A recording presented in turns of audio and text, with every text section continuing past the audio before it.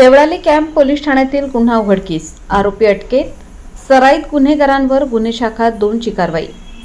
नाशिक शहरातील Deolali camp police ठाण्यात दाखल असलेल्या जबरी चोरीच्या गुन्ह्याचा छडा लावत गुन्हे शाखा युनिट क्रमांक 2 ने रेकॉर्डवरील आरोपीला अटक करून उल्लेखनीय कामगिरी केली आहे।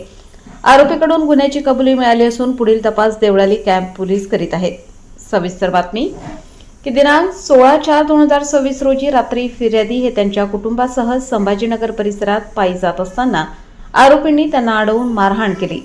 फिर्यादी यांच्या पत्नीच्या गळ्यातील सोन्याचे मंगळसूत्र बळजबरीने ओढण्याचा प्रयत्न करत रोख रक्कम हिसकावून घेत जीवे मारण्याची धमकी देत आरोपी पसार झाले होते। या प्रकरणी देवळाली कॅम्प पोलीस ठाण्यात गुन्हा दाखल करण्यात आला होता।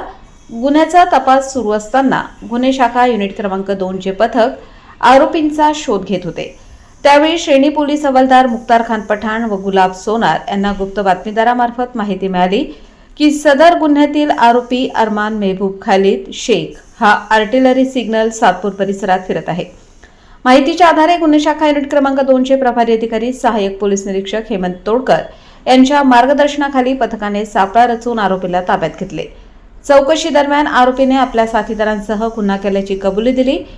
पोलीस तपासात आरोपी अरमान शेख हा रेकॉर्डवरील गुन्हेगार असून त्याच्याविरुद्ध देवळाली कॅम्प पोलीस ठाण्यात खुनाचा गुन्हा तसेच गंभीर दुखापतीचे गुन्हे दाखल असल्याचे समोर आले आहे। ही कारवाई पोलीस आयुक्त संदीप कर्णिक, पोलीस उपायुक्त गुन्हे किरण कुमार चव्हाण, सहाय्यक पोलीस आयुक्त गुन्हे संदीप मिटके यांच्या मार्गदर्शनाखाली करण्यात आली। कारवाईत सहाय्यक पोलीस निरीक्षक हेमंत तोडकर, प्रभारी अधिकारी सहाय्यक पोलीस निरीक्षक डॉक्टर समाधान हिरे, मुख्तार खान पठाण, गुलाब सोनार, शंकर काळे, सुनील आहेर, प्रवीण वानखेडे यांनी सहभाग घेतला। वृत्तसंकलन रफिक सय्यद।